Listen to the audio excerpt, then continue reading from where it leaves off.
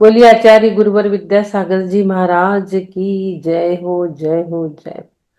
आचार्य उमा स्वामी महाराज की जय हो, जय हो, जय। तत्वार सूत्र मोक्ष शास्त्र ग्रंथ की जय हो, जय हो, जय। मंगलाचरण।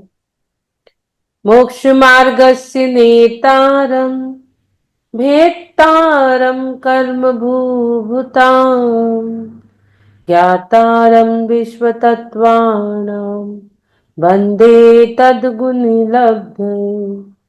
वन्दे तद्गुणलब्धये। बोलिए द्वादशांग जिनवानी माता की जय हो, जय हो, जय। आचार्य गुरुवर विद्यासागर जी महाराज की जय। अभिनव आचार्य समय सागर जी महाराज की जय। समस्त साधु संघ की जय हो, जय हो, जय हो। समस्त आरिका माताओं के चरणों में वन्नामी, वन्नामी, वन्नामी। समस्त एलक जी, छुल्लक जी, छुल्लिका जी के चरणों में इच्छामी, इच्छामी, इच्छामी। समस्त दीदी जी, भैया जी को वंदना। सभी को जय जिनेन्द्र। चलते हैं हम हमारे तत्वाल सूत्र ग्रंथ, जो 8वां अध्याय चल रहा है, उसके अंतिम 3 सूत्र और बचे हुए हैं, जिसमें हम लोग कर्म के बंध को प्रकृति, प्रदेश, स्थिति, अनुभाग, जो बंध के 4 कारण, उनको हम देख रहे हैं। बंध के 4 भेद को हम देख रहे हैं। प्रकृति देखा, ज्ञानावरण, दर्शनावरण, मोहनी, 8 कर्म के। स्थिति उनकी उत्कृष्ट तिथि, जगन्य स्थिति। अनुभाग उनका विपाक, विपाकोनुभव, उनकी फल देने की योग्यता, शक्ति, वो देखा। अब हम आ गए प्रदेश बंध की ओर। हम शेयर करते हैं। आज हम प्रदेश बंध को देखेंगे। 8वें अध्याय में ये 4 मेन चीजें हैं, इसको आप लोग ध्यान रखिए। ये वाला। यही है। इसमें एक पेज नहीं आया क्या सूत्र का? हाँ, उसका वो नहीं आया है, नाम प्रत्यय सर्वतो योगेश। हाँ, एक नहीं आया, सूत्र आया ही नहीं है है। ही नहीं, सूत्र है ही नहीं उसमें। कोई नहीं है इसमें। ये नीचे में था तो दिखा नहीं होगा जैन साहब को। हम्म। ये प्रदेश बंध का वर्णन अब हम कर रहे हैं। प्रदेश बंध का लक्षण।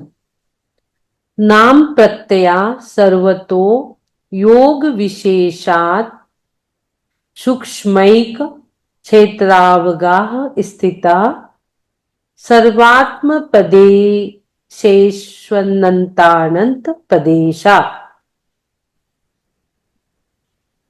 नाम प्रत्यया सर्वतो योग विशेषात सूक्ष्म क्षेत्रावगाह स्थिता सर्वात्म प्रदेशेष्वनंतानंत प्रदेशः।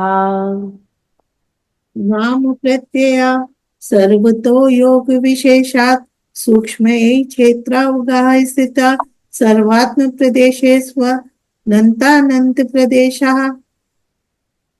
नाम प्रत्ययाः सर्वतो योगविशेषात् सूक्ष्मेकक्षेत्रावगाः स्थिताः सर्वात्मप्रदेशेष्वनन्तानन्तप्रदेशाः। बहुत सुंदर। नाम प्रत्यया सर्वतो योग विशेषात् सूक्ष्मैक क्षेत्रावगाह स्थिता सर्वात्म प्रदेशेषु नंतानंत प्रदेशः। प्रदेश बंध का वर्णन अब चल रहा है। प्रदेश बंध का लक्षण। तो ये प्रदेश बंध के लक्षण में ये जो सूत्र यहाँ दिया हुआ है, नाम प्रत्यया सर्वतो योग विशेषात सूक्ष्मैक क्षेत्रावगाह स्थिता सर्वात्म प्रदेश नंतानंत प्रदेश। अब एक एक शब्द को हम समझते हैं। संधि विग्रह। नाम प्रत्यय। नाम प्रत्यय है ना, ज्ञानावरणादि कर्म प्रकृति के कारण भूत। ज्ञानावरणादि कर्म प्रकृति जो अपन ने पहले देखी है 8, ज्ञानावरण, दर्शनावरण, मोहनी, अंतराय, आयु, नाम, कंत्र, गोत्र, वेदनी। तो ज्ञानावरणादि कर्म प्रकृति के कारणभूत सर्वतो योग विशेषात, सर्वतो यानी सर्वतः, सब ओर से, अथवा देव नारकादि समस्त भवों में, सर्वता यानी नरकादि समस्त भवों में, योग विशेषात यानी मन वचन काय रूप योग विशेष से, सूक्ष्म यानी सूक्ष्म, एक क्षेत्रा, सूक्ष्म क्षेत्रावगाह, सूक्ष्मैक, यहां पर संधि विग्रह होगा, सूक्ष्म प्लस एक क्षेत्रावगाह। उसके बाद स्थिता, स्थिता यानी ठहरे हुए, सूक्ष्म के क्षेत्रावगाह ने एक ही क्षेत्र में स्थान रखने वाले, स्थिता स्थित होना, ठहरना, सर्वात्म प्रदेशेश ननंत, सर्वात्म प्रदेश, यहां पर संधि विग्रह होगा, सर्वात्म प्रदेशेषु, और फिर नंतानंत, सर्वात्म प्रदेशेषु में आत्मा के संपूर्ण प्रदेशों में। उसके बाद नंतानंत में अनंतानंत प्रदेश, जो अनंतानंत प्रदेश है, कर्म पुद्गल के अनंतानंत जो प्रदेश है उनको कहा है प्रदेश, अनंतानंत प्रदेश। तो प्रदेश बंद किसको कहते हैं, इसकी परिभाषा क्या हो गई? ज्ञानावरणादि कर्म प्रकृति के कारण, ज्ञानावरणादि क्योंकि नाम प्रत्यया सर्वतो योग विशेषात, तो ज्ञानावरणादि कर्म प्रकृति के कारणभूत सब ओर से, अथवा सब ओर से यानी समस्त भवों में, नारकादि समस्त भवों में, सब आ गए इसमें, मन वचन काय रूप योग विशेष से सूक्ष्म दूध पानी के समान एक ही क्षेत्र में स्थान रखने वाले ठहरे हुए आत्मा के संपूर्ण प्रदेशों में जो कर्मरूप पुद्गल के अनंतानंत प्रदेश हैं, उनको प्रदेश बंद कहते हैं। थोड़ी सी परिभाषा इसकी लंबी और कठिन भी आप लोगों को लग रही होंगी कि इस सूत्र में जो प्रदेश बंध का लक्षण बताया, उसकी जो परिभाषा बताई कि आत्मा के योग विशेषों द्वारा त्रिकाल में बनने वाले ज्ञानावरणादि कर्म प्रकृति के कारणभूत, क्या हो गया?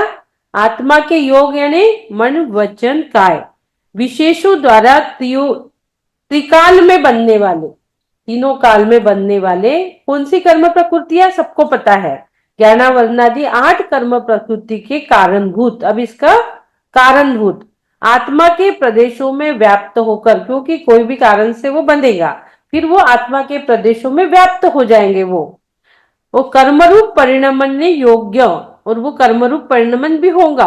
8 कर्म है तो 7 कर्मरूप निरंतर परिणमन हो रहा है। तो आत्मा के प्रदेश में वो कैसे मिल रहे हैं? एक क्षेत्र अवगाह, एक क्षेत्र सूक्ष्म क्षेत्र अवगाह, एक क्षेत्र अवगाह यानी क्या हो गया? एक क्षेत्र अवगाह यानी, बोलो किसी को पता है एक क्षेत्र अवगाह यानी? बहुत बार ये शब्द हमने आपको बताया भी है। एक क्षेत्र अवगाह यानी क्या?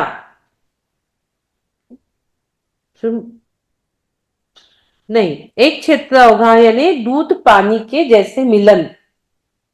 एक क्षेत्र अवगाह यानी, क्योंकि कर्म क्या होते हैं, आत्मा के प्रदेशों में जब कर्म आके बनते हैं, उसके साथ जब मिलते हैं, तो वो एक क्षेत्र अवगाह कहला जाता है। यानी वो हमारे आत्मा के साथ दूध पानी की तरह मिल गए, एक क्षेत्र अवगाह हो गए वो। तो दूध पानी की तरह एक होकर, यहाँ पर एक शब्द डाल दिया क्षेत्राओं के बाद, स्थिता, मिले सिर्फ नहीं है, मिलने के बाद वो ठहर भी जाते हैं। ठहरना यानी बंद होना, आत्मा के प्रदेश में वो ठहर गए। ठहर गए यानी क्या हो गया? एक क्षेत्र अवगाह होके स्थित रहने वाले, स्थित रह गए। तथा कितने प्रदेशों की बात हो रही? 1 2 3 4 प्रदेश नहीं बोल रहे हैं यहाँ, अनंतानंत प्रदेशों का प्रमाण लिए प्रदेश बंध रूप पुद्गल स्कंदों को प्रदेश बंध कहते हैं। अभी आगे हम इसको ऐसे समझ में भी नहीं आएंगे, इतनी बड़ी परिभाषा। आगे हम इसको समझते हैं, कैसे समझेंगे हम? कुछ क्वेश्चन के माध्यम से इसको हम समझते हैं।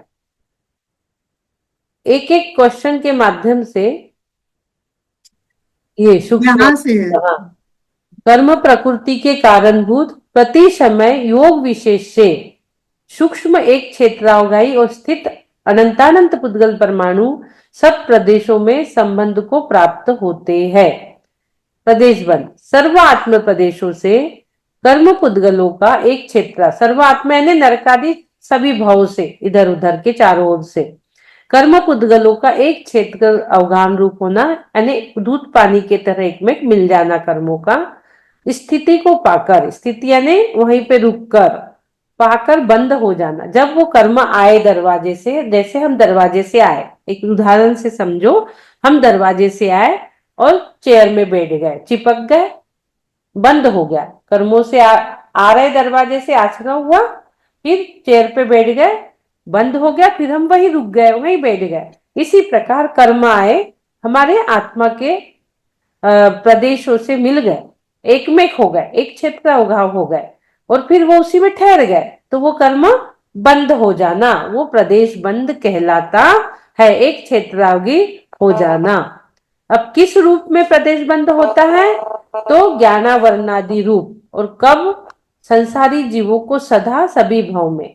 किस कारण से? ये जो क्वेश्चन है 5, 6, 7, 8 क्वेश्चन, इसके माध्यम से इस सूत्र को समझोगे तो अच्छा हो जाएगा। इसके मैंने भी अपने हिसाब से बनाया है, किसमें, किस रूप में, कब कर्म बंद होंगे, किस रूप में होंगे, कब होंगे, किस कारण से होंगे, किस में होंगे, कैसे स्वभाव वाला होगा, कितने स्थिति वाला होगा। कितने क्वेश्चन होगा ये? 1, 2, 3, 4, और भी है क्या? हाँ, तो इस प्रदेश बंद को समझने के लिए, हमारे कर्मों को समझने के लिए कुछ क्वेश्चन के माध्यम से हम इसको समझेंगे। नीचे नहीं जा रहा, ये वाला खोलना। देखो, इस सूत्र को 8 बातों से समझेंगे। मैंने और क्वेश्चन इसको थोड़े और अच्छे से बनाए हैं, इसके माध्यम से हम समझते हैं इसको, इस सूत्र को। आपको दिख रहा है कर्म हमारे जो बनते हैं? आप लोगों को दिख रहा है? जी दीदी दिख रहा है। रहा है। जो हम प्रदेश का बंद को समझ रहे हैं, उसको ये 8 क्वेश्चन के माध्यम से समझेंगे। मैंने और भी अपनी सरल भाषा में करके उसको जोड़ा है कि इस सूत्र को 8 बातों से समझे। संसारी जीवों के प्रदेश बंद से क्या बनता है, या प्रदेश बंद किसके कारण होता है? क्या हो गया पहला क्वेश्चन? संसारी जीवों के प्रदेश बंद से क्या बनता है, या प्रदेश बंद किसके कारण होता है? तो वे कर्म प्रदेश, पहला सूत्र संसारी जीवों के प्रदेश बंद क्या बनता है, या प्रदेश बंद किसके कारण है? तो प्रदेश बंद किसके कारण हो गए? ज्ञानावरणादि सभी कर्म प्रकृति के कारण। जो प्रदेश बंद हो रहा है, किससे हो रहा है? ज्ञानावरणादि सभी कर्म प्रकृति के कारण, अर्थात जैसे ही वे बनते हैं वैसे ही क्या हो रहा है? मात्र वो आयु कर्मों को छोड़ रहा है। जो 8 कर्म है उसके कारण हमारे कर्म बन रहे हैं, लेकिन उसमें भी क्या हो रहा है? एक कर्म आयु छूटता है, 7 कर्म रूप कर्मों का बंद होता है, तो 7 कर्म रूप हो जाते हैं। जीवों के प्रदेश बंद से क्या बनता, और ये प्रदेश बंद किसके कारण है? तो ज्ञानावरणादि 7 कर्म, 8 के बाद छूट जाएगा आयु, तो 7 कर्म के कारण उस समय, यदि आयु कर्म का बंद उस समय हो रहा हो तो 8 कर्म रूप हो जाते हैं। उसी समय त्रिकाल में आयु कर्म बन रहा हो तो संसारी जीवों के प्रदेश बंद से क्या बनता है, या प्रदेश बंद किसके कारण है? तो कर्म प्रदेश ज्ञानावरणादि सभी कर्म प्रकृति के कारण है, और जैसे ही वे बनते हैं, ज्ञानावरणादि कर्म प्रकृति के कारण है और वो बनते हैं, तो वो जैसे ही बनते हैं तो आयु को छोड़कर से 7 कर्म रूप परिणमित हो जाते हैं। यदि उस समय आयु कर्म का बंद हो रहा हो तो 8 कर्म रूप वो हो जाते हैं। दूसरा क्वेश्चन लेंगे, वे कर्म प्रदेश कब और कहाँ बनते हैं? तो वे सब भवों में बनते हैं। कोई भी भाव हो हमारा, सभी भावों में ऐसा कोई भाव नहीं और एक भाव में ऐसा कोई क्षण नहीं जब कर्म बंध ना हो रहा हो। तो ऐसा क्यों? क्योंकि जीव हर समय कुछ न कुछ सोच रहा है, विचार रहा है, परिणाम उसके चल रहे हैं। जीव परिणाम शून्य नहीं है, हर समय कुछ न कुछ परिणाम उसके चल रहे हैं। इसलिए वो कहीं भी हो, किसी भी गति में हो, किसी भी भाव में हो, कहीं भी हो, छुप के वो कंदरों गुफाओं में भले ना बैठा हो, उसको लग रहा मुझे कोई नहीं देख रहा, पर ऊपर सीसीटीवी कैमरा लगा हुआ है। सीसीटीवी कैमरा ऊपर केवली भगवान ने लगा के रखे हुए हैं। हमें लग रहा है हमें कोई नहीं देख रहा, हम चुपचाप कार्य कर ले, पर ये मत भूलिए कि आपको देखने वाला ऊपर सीसीटीवी कैमरा केवल ज्ञान रूपी लगा है, जो 3 लोग को एक साथ युगपद देखता है आपके हर कार्यों को। इसलिए जब भी कार्य करो तो अच्छे करो, ताकि उसका बंध भी अच्छा हो। तो कब बन रहे और कहाँ बन रहे? सब भावों में चारों ओर से बनते हैं। ऐसा कोई भाव नहीं जब आपके कर्म बंध नहीं हो रहे हो। कोई ऐसा भाव नहीं और एक पल भी ऐसा नहीं, क्योंकि हर समय जीव के परिणाम चल रहे हैं। हर समय अंदर जीव का विचाराधीन है, कुछ न कुछ परिणाम सुनने कोई है ही नहीं है। तो एक भी भाव में ऐसा कोई भाव नहीं, ऐसा कोई क्षण नहीं जब कर्म बंध ना होता हो। तो हर समय हमें क्या लेना है इससे शिक्षा? हर समय हमें सतर्क रहना है, ताकि हमारा पुण्य कर्म का बंध हो, पाप कर्म का ना हो। अब वो कर्म कैसे बनते हैं? कैसे बनते हैं? हमने सूत्र में क्या पढ़ा था? योग शब्द आया था ना। सूत्र जब हमने पढ़ा था, सूत्र में आया था योग विशेषात। योग से, योग यानी मन वच वचन खाएगी। काय। अब जब मन वचन काय हमारे होते हैं, तो उसका परिस्पंदन कहाँ होता है? आत्मा में। मन वचन काय का जो आत्मा में परिस्पंदन होता है, उसको क्या कहते हैं? योग कहते हैं। योग किसे कहते हैं? अपना योगा नहीं जो रोज अपन कर रहे हैं। मनवच का। तो मन वचन काय के इस परिस्पंदन से आत्मा में जो हलन चलन होती है, उसको योग कहते हैं। तो अब ये क्वेश्चन तीसरा, वे कर्म कैसे बनते? पहले क्या होगा?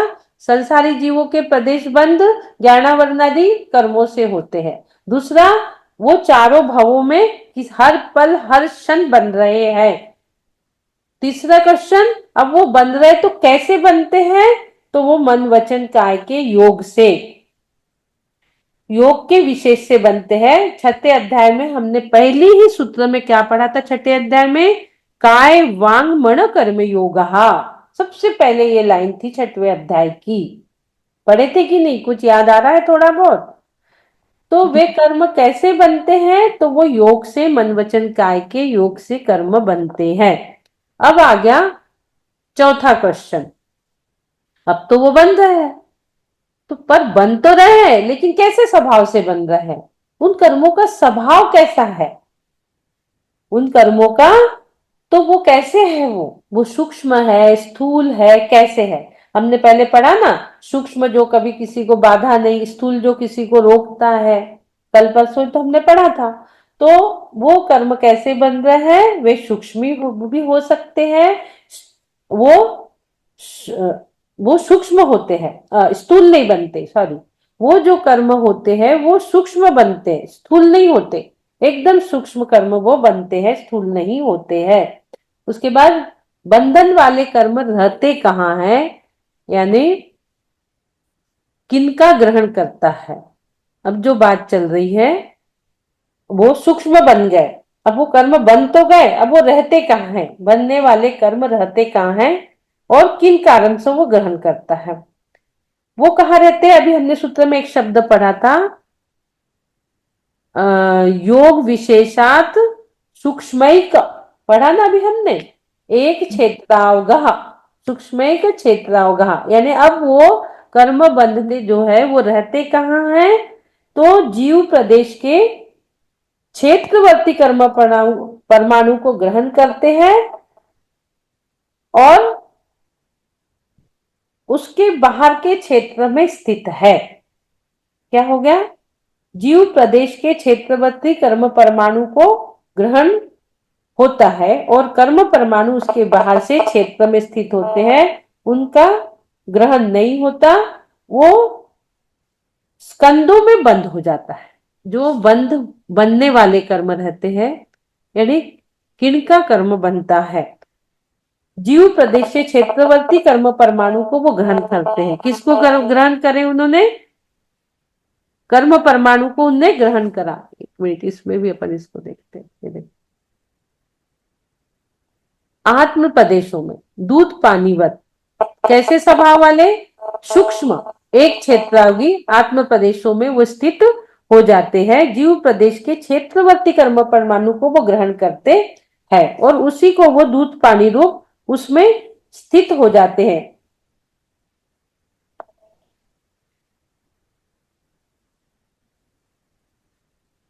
और जो उसके बाहर रहते हैं, जो कर्म परमाणु उसके बाहर रहेंगे क्षेत्र में स्थित, उनका ग्रहण नहीं होगा। जो उस क्षेत्र में है वो उसी का ग्रहण करेगा और स्कंद रूप में वो बंध जाएंगे। वो परमाणु, छोटे छोटे परमाणु आएंगे, बंधेंगे और वो स्कंद रूप परिणमित हो जाते हैं। आगे, बंध के समय कर्म गतिशील होते हैं या ठहरे हुए। स्थित शब्द आया था, हमने सूत्र में एक शब्द स्थिति समझा था, स्थिताहा ऐसा शब्द आया था। स्थिता यानी क्या हुआ? वो चल रहे हैं, गमन कर रहे हैं कि ठहरे हुए हैं। जब वो कर्म बंध गए तो वो आत्मा में दूध के पानी की तरह एक होके ठहर गए, वो आत्मा में ठहर गए। उसके बाद बंध सर्व आत्म प्रदेशों में होते हैं या कुछ हिस्सों में होते हैं। जो बंध का समय था वो कर्म बंद हुआ, गतिशील स्कंद चलना होने से बंध को, गतिशील है तो वो बंध को प्राप्त नहीं होंगे, स्थित है वहां ठहरे हुए तो वो बंध को प्राप्त होंगे, गतिशील नहीं होंगे। और बंध जब सर्व आत्म प्रदेशों में होता है या कुछ हिस्से में होता है, ये एक हमें समझना जरूरी है। जब बंद हो रहा है तो सभी आत्म प्रदेशों में बंद होता है, ऐसा नहीं एक में हो गया एक में नहीं हुआ। वे कर्म प्रदेश आत्मा को किसी एक भाग में आकर नहीं रहते कि आके हमारे हृदय स्थान में रह गए, कि हाथ में रह गए, कि हाँ, नहीं। वो जो कर्म है वो आत्मा के किसी एक भाग में आकर नहीं रहते, आत्मा के समस्त प्रदेशों में वो घुल मिल जाते हैं। पूरे आत्म प्रदेशों में वो कर्म बनते, ऐसा नहीं ज्ञाना वर्णादि यहाँ बन रहा, दर्शना वर्णादि यहाँ बन रहा, वो पूरे में, पूरे आत्म प्रदेशों में जैसे दूध पानी की तरह, कैसे दूध पानी की तरह एक में एक पूरी आत्मा में बंधे और एक में एक हो गए, वो आत्मा के साथ बिल्कुल घुल मिल गए। अब आपको तो आत्मा और शरीर एक भी लगने लगा, कर्म और आत्मा एक भी लगने लगा, ऐसे एकदम घुल मिल जाते हैं वो दूध पानी की तरह। वे कर्मस्कंद कितने परिमाण वाले होते हैं? उसका कितने स्थिति वाले, कितने स्थिति वाले यानी कितने परिणाम वाले होते हैं? बंधने वाले सभी कर्म योग्य स्कंद जो होते हैं, जो परमाणु बने, स्कंद बना, तो वो कर्म योग्य स्कंद कितने समय? तो अनंत अनंत परमाणु के बने होते हैं। कितने के बने होते हैं? कितने परिमाण के? एक परमाणु, दो परमाणु के नहीं होते, अनंत परमाणु से वो एक स्कंद बनता है। वो आया, ठहरा, कर्म हमारी आत्मा में आया, ठहरा, स्थिता। अब ठहरने के बाद वो सर्व आत्म प्रदेशों में घुल मिल गया, एक में एक हो गया, और घुल मिल होने के बाद वो स्कंद जो बना था वो परमाणु अनंतानंत उद्गल परमाणु से वो बना रहता है। उसमें कोई भी स्कंद संख्यात असंख्यात इस प्रकार से नहीं, अनंत भी नहीं, अनंतानंत बोलेंगे अपन। हम लोग बचपन में पढ़ते थे, जीव पुद्गल धर्म धर्म आकाश काल 6 द्रव्य है। जीव अनंत, पुद्गल अनंतांत, धर्म धर्म धर्म एक, जीव जीव जीव अनंत, पुद्गल अनंतानंत, धर्म आकाश काल एक एक, धर्म और आकाश एक एक, काल असंख्यात प्रमाण, और स्कंद जो है ये अनंतानंत। इसको आप ना संख्यात बोल सकते, ना असंख्यात बोल सकते, ना अनंत बोल सकते। ये अनंतानंत होते हैं। स्कंद जो बनता है, अनंतानंत परमाणु का एक स्कंद बनता है। कोई भी स्कंद उसमें ना संख्यात होता, ना असंख्यात होता, ना अनंत परमाणु का नहीं होता। तात्पर्य यह है कि आत्मा के असंख्यात प्रदेश होते हैं। प्रत्येक प्रदेश में प्रति समय अनंतानंत प्रदेशी पुद्गल स्कंद बंध रूप होते हैं। क्या हो गया इसका मतलब? क्या हो रहा है? प्रति समय अनंतानंत पुद्गल, अनंतानंत प्रदेशी पुद्गल स्कंद बंध रूप होते रहते हैं। यही प्रदेश बंध है। प्रति समय, कितना समय? प्रति समय अनंतानंत प्रदेशी पुद्गल स्कंद बंध रूप होते हैं। अनंतानंत पुद्गल परमाणु आए, स्कंद बना, स्कंद बनने के बाद तुम्हारे आत्मा के साथ बंध गया,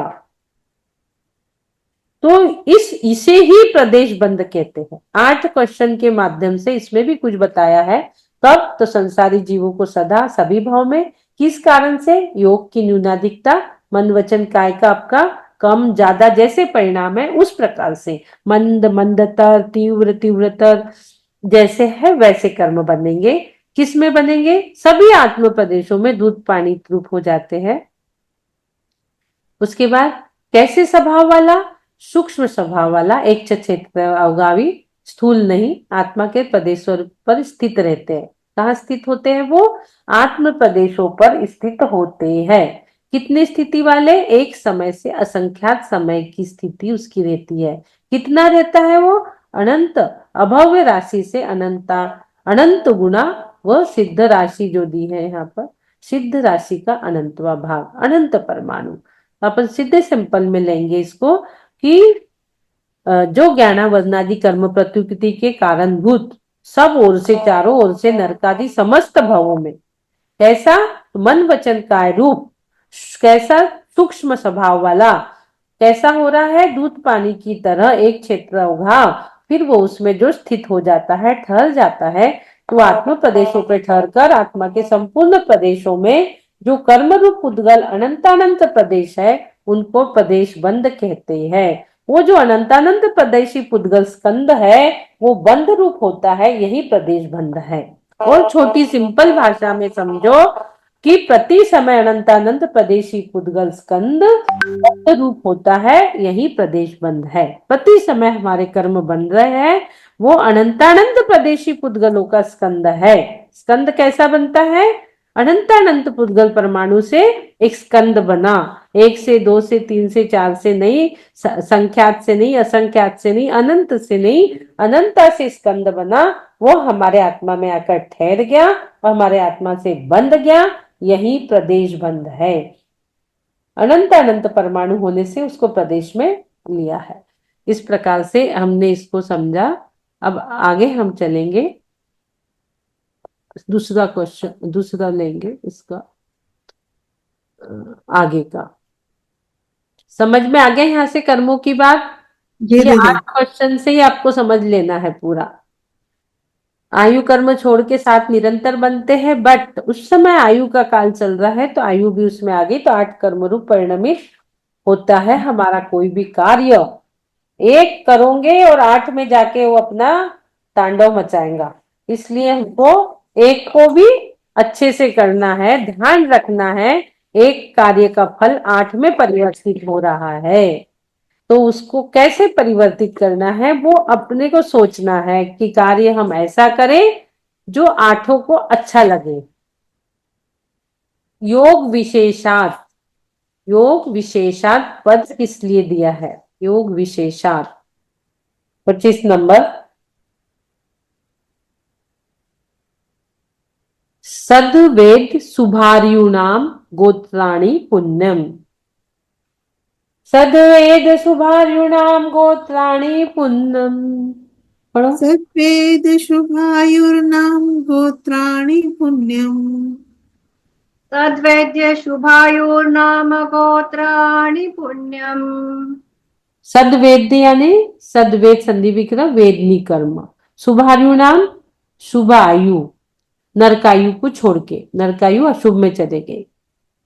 गोत्राणी यानी उच्च गोत्र, पुण्यम यानी पुण्य प्रकृति। कर्मों की पुण्य प्रकृति, शुभ प्रकृति का वर्णन 25 में आ रहा है। अभी तक हमने कर्म देखे और उसकी 148 कर्म प्रकृति देखे थे, तो उसमें अब आ रहा है सद्वेदे शुभारु नाम गोत्राणी पुण्यम, यानी कर्म की पुण्य प्रकृतियां कितनी है, ये इसमें आ रहा है।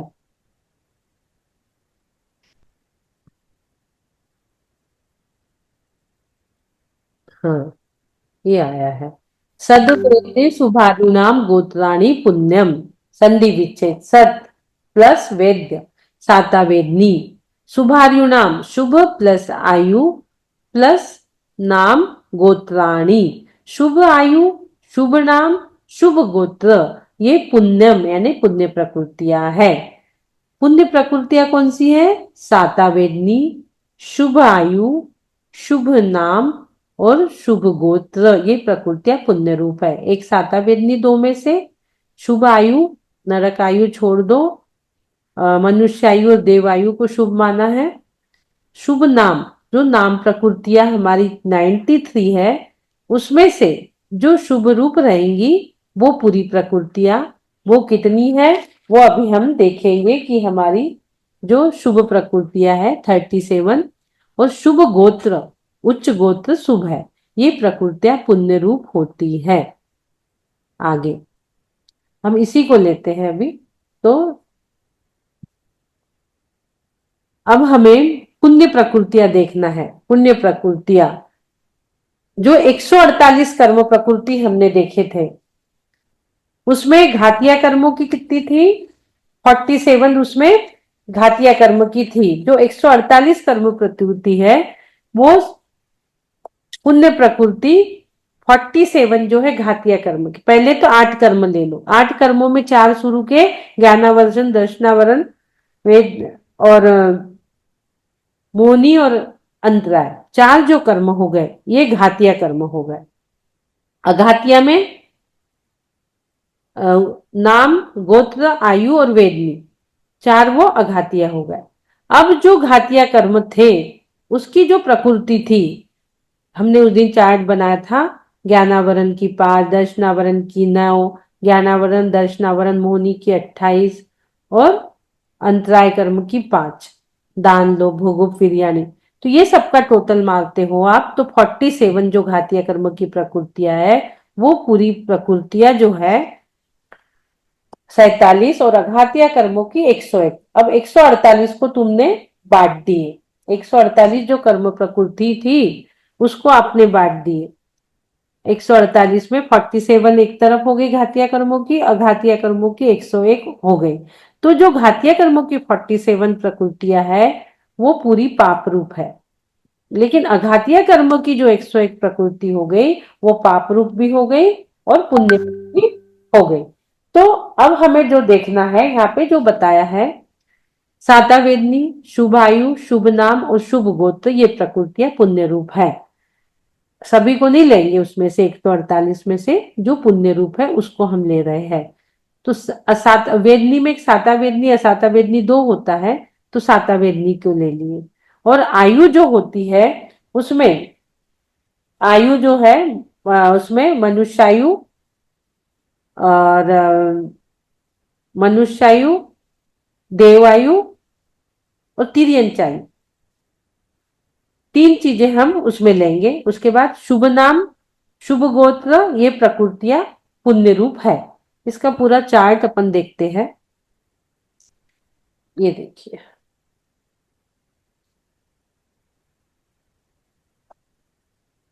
इसमें जो यहाँ पर एक शब्द दिया है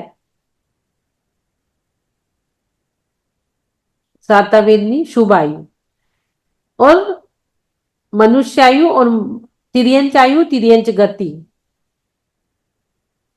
दो चीज को समझेंगे इसमें। पहले आ गया गति, मनुष्य गति और देव गति दो ठीक है, मतलब पुण्य रूप है, शुभ है। पर अशुभ हो गई नरक गति और तिर्यंच गति। जाति हो गई पांच, पांच जो जाति हुई उसमें से एक जाति पंचेंद्रिय जाति जो है वो शुभ, लेकिन एक इंद्री, दो इंद्री, तीन इंद्री, चार इंद्री अशुभ। शरीर औदारिक, वैकेरिक, आहारक, तेजस और कारमान, ये पांच शरीर शुभ हो गए। अंगोपांग, इसमें औदारिक, वैकेरिक, आहारक तीन शुभ हो गए। उसके बाद निर्माण, शुभ निर्माण। संस्थान, इसमें सम चतुरस संस्थान जो एक है वो शुभ हो गया, अपन ने 6 संस्थान देखे थे, 5 अशुभ हो गए। उसके बाद संवनन, वज्र वृषभ नाराज संवनन ठीक है, बाकी के 5 संवनन जो वज्र नाराज संवनन, नाराज संवनन, कीलक संवनन, असम प्राप्त जो देखे थे हमने, सहपाठिका और नाराज संवनन, ये जो 6 संवनन देखे थे उसमें से 5 संवनन अशुभ है, सिर्फ वज्र वृषभ नाराज संवनन सही है। उसके बाद स्पर्श रस गंध वर्ण, स्पर्श रस गंध वर्ण रूप, ये जो पुद्गल की 20 कर्म प्रकृतियां है, पुद्गल की 20 कर्म प्रकृतियां पुण्य रूप भी है, पाप रूप भी है, इसलिए 148 में आप 20 जोड़ोगे तो 168 होती है। तो स्पर्श रस गंध वर्ण सभी की एक एक यानी 4, ये शुभ हो गई, पुण्य रूप हो गई। और 20 की 20 जो है पूरी ये पाप रूप, क्योंकि ये पुण्य पाप रूप दोनों रहती है। अब आ गया आनुपूर्वी, मनुष्य, देव, अपन ने देव गत्यानुपूर्वी, मनुष्य गत्यानु, नरक गत्यानु, तिर्यंच गत्यानुपूर्वी देखे थे। तो मनुष्य गत्यानुपूर्वी और देव गत्यानुपूर्वी इसको शुभ में लिया है, नरक गत्यानुपूर्वी, तिर्यंच गत्यानुपूर्वी अशुभ में लिया है। फिर अगुरु लघु, इसका एक भेद, परघात एक, उपघात अशुभ में चला गया, आताप एक, उद्योत एक, उच्छ्वास एक, विहायोगति प्रशस्त विहायोगति, प्रत्येक शरीर एक, प्लस एक, सुभग एक, सुस्वर शुभ, मतलब जो विहायोगति प्रशस्त विहायोगति शुभ है और प्रशस्त अशुभ हो गई। प्रत्येक शरीर शुभ, साधारण शरीर अशुभ, प्लस शुभ स्थावर अशुभ, शुभग और दुर्भग, शुभ सूर, दुर्भग में पाप, सुस्वर शुभ यानी पुण्य, पुण्य प्रकृति, दुस्वर पाप रूप प्रकृति, शुभ पुण्य प्रकृति, अशुभ पाप रूप प्रकृति, बादल पुण्य प्रकृति, सूक्ष्म पाप प्रकृति, पर्याप्ति और अपर्याप्ति में पर्याप्ति पुण्य प्रकृति, अपर्याप्ति पाप प्रकृति, स्थिर और अस्थिर, स्थिर में स्थिर पुण्य रूप, अस्थिर पाप रूप, आदे अनादे, पुण्य रूप आदे, अनादे जो है पाप रूप, यश कीर्ति अपयश कीर्ति, यश कीर्ति शुभ पुण्य प्रकृति, अपयश कीर्ति पाप प्रकृति, तीर्थंकर की एक। इस प्रकार से जो हमने नाम कर्म की 37 देखे हैं, ये 37 कर्म प्रकृति, नाम कर्म की जो 93 है उसमें से 37 पुण्य प्रकृति है, 148 पद पुद्गल की 20, ऐसे 148 और 20 168, ये पुद्गल की 20 होती है, पुण्य रूप पाप रूप दोनों होती है। तो 148 और 168 हो गई, इसमें बंध योग्य प्रकृति 120 है। अब जो यहाँ पर पुण्य प्रकृति की बात आई थी कि पुण्य प्रकृति कितनी है, तो नाम का 93 में से हमने 37 ये ले लिए, पुण्य प्रकृति 37 ले लिए और सातावेदनी की एक ले लिए, 37 और 38 शुभ आयु, उसके बाद शुभ नाम, शुभ गोत्र, ये पूरी पुण्य प्रकृतियां हम मिलाते हैं अघातिया कर्म की, पूछ लेते हैं जो पुण्य रूप है अघातिया कर्म की, जो पुण्य रूप है वो पूरी प्रकृतियां 42 होती है, ये पूरी 42। यहां पर शुभ आयु की 3 लेंगे, हमने गति, मनुष्य गति और देव गति लिए, लेकिन मनुष्य आयु, तिर्यंच आयु, देव आयु और नरक आयु, इसमें से शुभ आयु 3 हो गई। अब इसमें तिर्यंच भी आ गए, मनुष्य भी आ गए और देव भी आ गए, तो तिर्यंच आयु को लिया है लेकिन तिर्यंच गति को नहीं लिया। क्यों? तिर्यंच गति अशुभ मानी जाती है, लेकिन तिर्यंच आयु शुभ मानी जाती है। क्यों मानी जाती है तिर्यंच आयु शुभ? क्योंकि तिर्यंच आयु में जो उत्पन्न होता है तो वो मरने का भाव नहीं करता, वो मरना नहीं चाहता, वो शुभ आयु हो गई। लेकिन गति, तिर्यंच गति खराब हो गई, अशुभ में चली गई, लेकिन तिर्यंच आयु शुभ में आ गई। तो 3 ये ले लिए, सातावेदनी की एक 4 हो गई, और 4 और 37 नाम की हो गई। कितनी होगी? 41। और शुभ गोत्र में एक गोत्र हमने लिए, उच्च गोत्र, कितना हो गया? 42। तो 42 जो कर्म प्रकृति है ये पुण्य रूप हो गई। 42 कर्म प्रकृति पुण्य रूप हो गई। घातिया कर्म की 47 पाप रूप, अघातिया कर्म से कुछ पाप रूप, कुछ पुण्य रूप है, तो वो पुण्य प्रकृति 42 हो गई। जो बाकी बच गई 101 में से 42 माइनस कर दो, तो वो हो गई सब पाप रूप प्रकृतियां, और घातिया कर्म की 47 भी उसमें जोड़ दो। तो इस प्रकार से 101 कर्म प्रकृति और घातिया कर्म की 47, इसका भी चार्ट में। तो इस प्रकार से हमने आज इसके अभी सूत्र देखे जो हो नहीं रहा। हाँ, 148 पुद्गल की 20 मिला के 168 होती है, और बनने योग्य 120 होती है। ये हमने देख लिए पुण्य प्रकृतियां 148 में। अब आगे हम चल रहे हैं 168 में, 168, 20 पुद्गल की मिला लिए। अब पाप प्रकृति की ओर चल रहा है। अत्योन्नत पापम पढ़ो। अतोऽन्यत् पापम्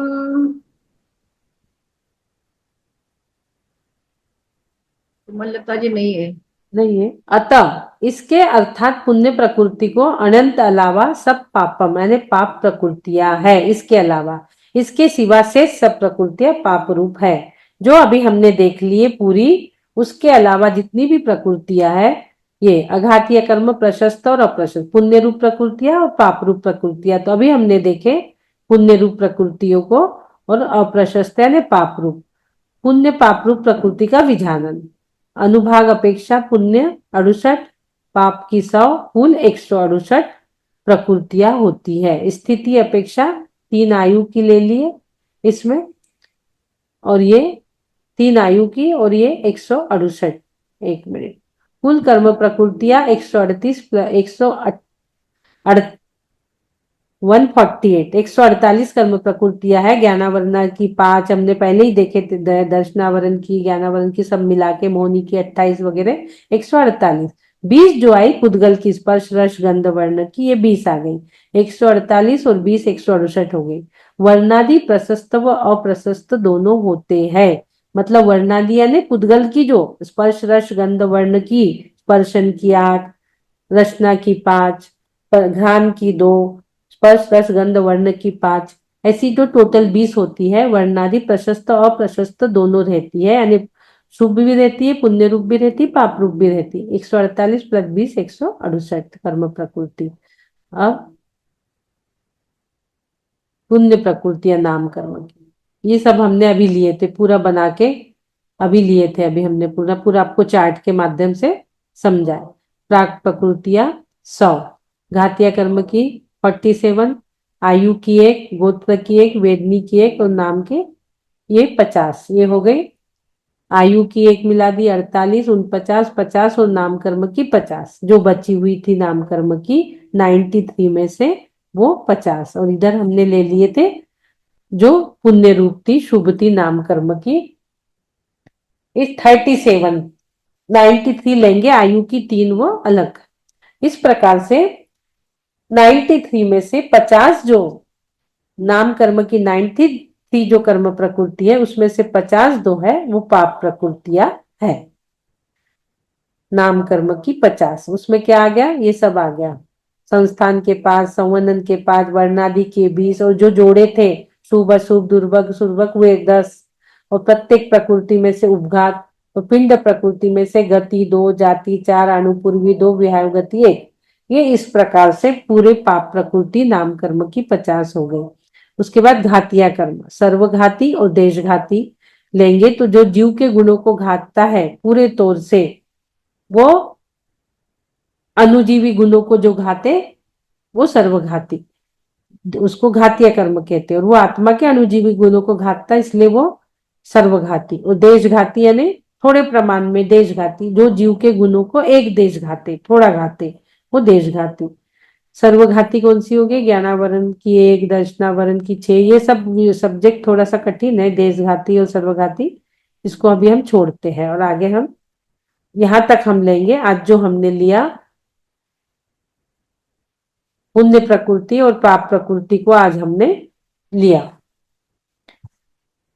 पूरे कर्मों की कितने भेद लिए आज हमने? पूरे कर्मों 148, उसमें पुद्गल के 20, 168, 168 वो हो गए। इस प्रकार से आज हमने जो देखा, प्रदेश बंद क्या है, कैसा होता है, किसमें होता है, कब होता है, कितने देर के लिए ठहरता है, ठहरने के बाद उसको क्या कहते हैं वो देखे। और फिर हमने घातीय कर्म और अघातीय कर्म जो पुण्य प्रकृति है उसमें से 148 में से 47 जो हो गई वो घातीय कर्म की पाप रूप प्रकृति हो गई। और अघात जो 101 अघातीय कर्म की प्रकृति है उसमें से कुछ पुण्य रूप है, कुछ पाप रूप है। तो उसमें से पुण्य प्रकृति कितनी हो गई? 42 हो गई। और 50 जो हमने देखे थे नाम कर्म की वो पाप रूप हो गए। तो इस प्रकार से हमने, और उसमें साता वेदनी एक मिलाएंगे, उच्च गोत्र एक मिलाएंगे और नरकायु, तिर्यंचायु, देवायु ये उसमें मिला देंगे।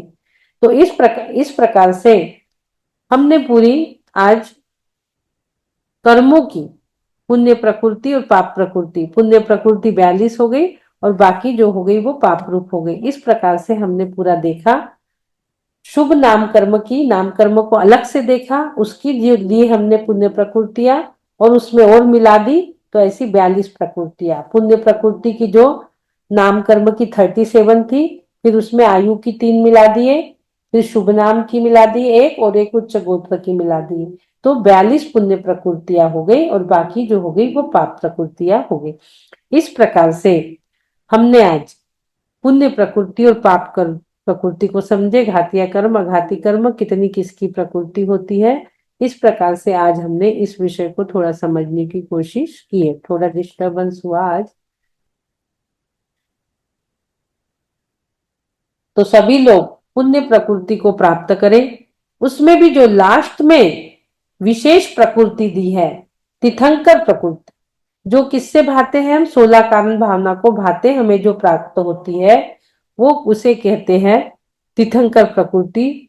जो 16 कारण भावने से हमें प्राप्त होती है वो तीर्थंकर प्रकृति हमें प्राप्त हो, सभी को प्राप्त हो। और 8वें नंबर का जो हमने ये सूत्र देखे, अध्याय देखे, 8वां अध्याय जो देखे, ये पूरा कर्मों का बंध का था। तो इसमें से हमें ये ध्यान में रखना है 8वें अध्याय के माध्यम से कि हम अपने कर्मों के बंध को सुधारें, जो पूरब में किए हैं, जो कर्म पूरब किए खोटे, सहे क्यों नहीं जिंदा। पूरब में जो हमने कर्म किए हैं, पाप रूप कर्म, खोटे कर्म, तो हम इस समय इतना धर्म करें, इतना तप ध्यान योग करें कि पूरब के कर्म आने के पहले ही हमारे तप के माध्यम से झड़ जाए। इसलिए 12 तपों को सभी लोग ग्रहण करें और अपने पुण्य प्रकृति को बढ़ाए। जो पूरब में हमारे खोटे कर्म हुए थे वो कर्म आने के पहले ही हमारे झड़ जाए, उसके लिए हमें एडमिशन लेना पड़ेगा, प्रतिमा धारण करना पड़ेगा, व्रत अंगीकार करना पड़ेगा, मुनि व्रत, आदि का व्रत, ताकि हम तप अच्छे से कर सके, ध्यान अच्छे से कर सके। तप के माध्यम से कर्मों की निर्जरा होती है। हम अपने स्वभाव को पुण्य रूप और शुभ हर समय रखते हैं, तो जो हमारे अशुभ कर्म आ रहे हैं उस रूप हम नहीं जुटते हैं। एक अशुभ तो आया लेकिन हम, कोई हमें कुछ बुरा कह रहा है, हमने उसको प्रत्युत्तर दे दिया, उस कर्म रूप हम फिर से जुट गए, तो हमने फिर से कर्म बांध दिया। लेकिन हमें कोशिश क्या करना है? सामने वाले ने हमें गुस्सा दिलाने के लिए ये किया, सामने वाला हमें कुछ बोल रहा है, सामने वाले ने हमें कुछ उल्टा सीधा कह दिया, उस रूप हमें परिणमन न होकर हम ये हमारे कर्मों का फल भोग रहे हैं। यदि हम इसको जवाब देते हैं, जवाब देने से हमारे और कर्म बंधेंगे। इसलिए यहाँ चुप रह के अपने कर्मों की निजरा कर लो।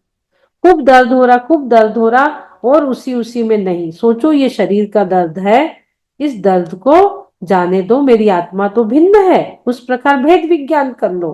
खूब दर्द हो रहा, खूब दर्द हो रहा, खिला नहीं रहा, पिला नहीं रहा, सोचो ये सब पुद्गल का शरीर का दर्द है, मेरी आत्मा तो भिन्न है ना, मेरे आत्मा में थोड़ी कोई दर्द हो रहा है। मैं अपने आत्मा में भक्ति करने के लिए, प्रभु की भक्ति करने के लिए मैं तो निर्बंध हूँ। मेरा बंधन थोड़ी है किसी प्रकार का। ये जो मुझे रोक रहा है दर्द आके धर्म करने के लिए, जो रोक रहा है ये तो शरीर रोक रहा है, आत्मा थोड़ी। आत्मा तो मेरी निर्बंध है, ये आत्मा में कोई रुकावट नहीं है। मैं अपने आत्म स्वभाव में जाके प्रभु की भक्ति करूंगा, आत्म स्वभाव में लीन होऊंगा। ऐसा भेद विज्ञान, शरीर भिन्न है, आत्मा भिन्न है, उस समय हमें भेद विज्ञान करना है और उस रूप नहीं जुट जाना है। उस रूप जुड़े फिर वो सांखल आपकी तैयार हो रही है, फिर कर्म बांध लिए, फिर उदय में आएंगे, फिर उसको भोगोगे, ऐसा हो जाएगा। इसलिए हम सभी लोग ऐसे कर्म करें ताकि हमें सबको तीर्थंकर प्रकृति का बंध हो और हम तीर्थंकर पद में स्थित होए। और अभी संसार में है जब तक, हम सब पुण्य कार्य करने की कोशिश करें। कभी किसी के साथ क्रोध, मान, माया, लोभ ना करने की कोशिश करें। कठिन है पर मुश्किल नहीं, नामुमकिन नहीं है। कठिन अवश्य लगेगा, कोई जरूर गुस्सा दिलाने की कोशिश करेगा, चुप हो जाओ, मौन हो जाओ, बस इतना ही सोचो कि ये मेरे पूर्व के कर्मों का फल है, इसलिए ये मुझे ऐसा बोल रहा है, इसलिए ये मुझे अशुभ बोल रहा है। इतना सोच के हम यदि अपना जीवन जीते हैं तो 8वां अध्याय हमारा पढ़ना सार्थक हो जाएगा, जो उमा स्वामी महाराज ने यहाँ बताया। बोलिए द्वादशांग जिनवानी माता की जय। निज निधि निज में बताई, यह अनंत उपकार है, इसलिए जिनवानी माँ को वंदना सत बार है। बोलिए द्वादशांग जिनवानी माता की जय। कमेंट करवा दूं दीदी? हाँ, एक प्रतिक्रमण छोटा सा। हे अनंत प्रभु, मेरा समस्त जीवों के प्रति मैत्री भाव रहे। सब जीव मुझे क्षमा प्रदान करे, मेरा क्षमा भाव बने। कर्म क्षय का उपाय प्रयत्न करूं, मेरा समाधि मरण हो। चारों गतियों में मेरे भाव निर्मल रहे, यही प्रार्थना है। मेरा हृदय आपके चरणों में लीन रहे, शीघ्र भव पार हो, यही मेरी आपसे प्रार्थना है। 5 बार नमोकार मंत्र बोलेंगे। नमो हरिहंताणं, नमो सिद्धाणं, नमो आयरियाणं, नमो उवज्जायाणं, नमो लोये सबसाहुणं, नमो हरिहंताणं, नमो सिद्धाणं, नमो आयरियाणं, नमो उवज्जायाणं, नमो लोये सबसाहुणं, नमो हरिहंताणं, नमो सिद्धाणं, नमो आयरियाणं, नमो उवज्जायाणं, नमो लोये सबसाहुणं, नमो हरिहंताणं, नमो सिद्धाणं, नमो आयरियाणं, नमो उवज्जायाणं, नमो लोये सबसाहुणं, नमो हरिहंताणं, नमो सिद्धाणं, नमो आयरियाणं, नमो उवज्जायाणं, नमो लोये सबसाहुणं। सबसे क्षमा, सबको क्षमा, उत्तम क्षमा। जय जिनेन्द्र। जय जिनेन्द्र। समझ में आ रहा है? हाँ दीदी, समझ में आ रहा है, बहुत अच्छे से आ रहा है, लेकिन इसको बहुत बार पढ़ेंगे ना तब वो छोटी छोटी बातें याद होने लगेगी। याद होने लगेंगी। क्या है, जैसे कपड़ा है, कपड़े पे मैल बैठा हुआ है, हाँ पर उसका स्वभाव में तो वो स्वच्छ है। हाँ बस इसी प्रकार आत्मा है, आत्मा स्वच्छ है पर कर्मों का आवरण है उस पे, कर्म रूपी मैल लगा हुआ है। कर्म रूपी मैल को धीरे धीरे हमें धोना है। अब वो धुलेगा कैसे?